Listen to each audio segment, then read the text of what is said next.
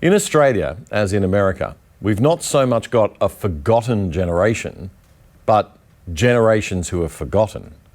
Gen Y and Gen Z, and also to some extent Gen X and the boomers too.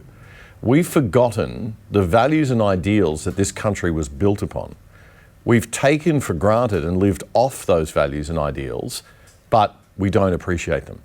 Judeo-Christian values, Greco-Roman thought, hundreds and thousands of years of thinking, of trial and error, to build the British legal systems and parliamentary systems and system of liberal democracy that we just think fell out of the sky, that we take for granted as much as we take for granted the air we breathe. Not only do we refuse to accept that this all came from Britain, and before that from other great states and empires of Western history, but we want to condemn Britain and the West. Compromise isn't going to fix that. We have to rediscover our core values and principles and put them up on a pedestal where they belong, above lesser ideas and newer ideas that sound nice but have never been tested. That is our true strength, our diversity and our differences. That's not our strength. Our strength is what unites us across that diversity. Wow, bullseye. But how do we do that? How do we achieve it in a culture crippled by the fear of offending people, where bosses can't run their companies because they have no authority left? Nobody wants to employ anyone or take any business risk because there are too many political and social and legal risks involved. We have teachers afraid of their students. We have a deep state, a bureaucracy, unaccountable to the ministers and elected government that oversee it because they know that they're going to out-survive those politicians. And they've set the game up to serve themselves and the bureaucratic managerial class. They'll always do that. Who wouldn't?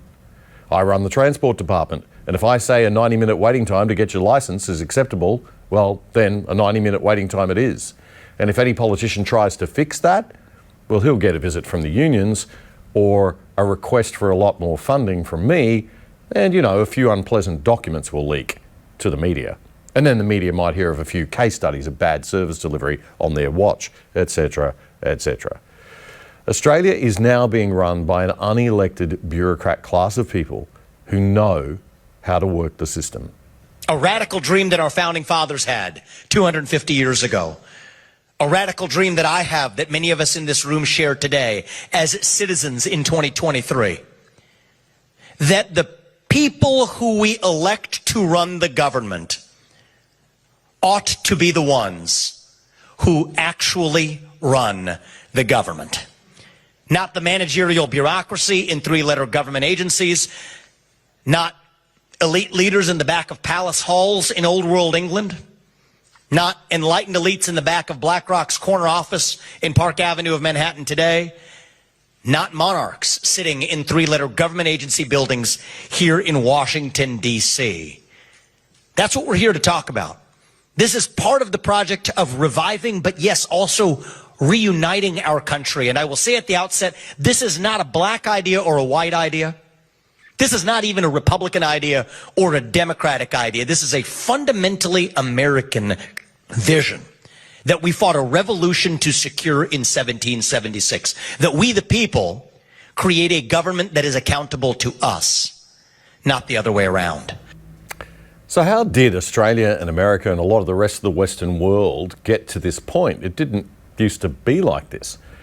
Ramaswamy says it started about 100 years ago and it's infected all our major political parties. We saw a gradual waterfall of political responsibility in this country, moving away from Congress and the Senate and the U.S. presidency towards three-letter government agencies that wield the most political power in the federal government despite having the least political accountability through unelected bureaucrats who have no backstop of actually being accountable to the public. Vivek Ramaswamy says that if he becomes president, his goal will be to restore the constitutional republic. And he's not talking about incremental change. He's talking about radical revolutionary change. Vivek Ramaswamy wants to reduce the size of the administrative state by 75%. That's a big, audacious goal.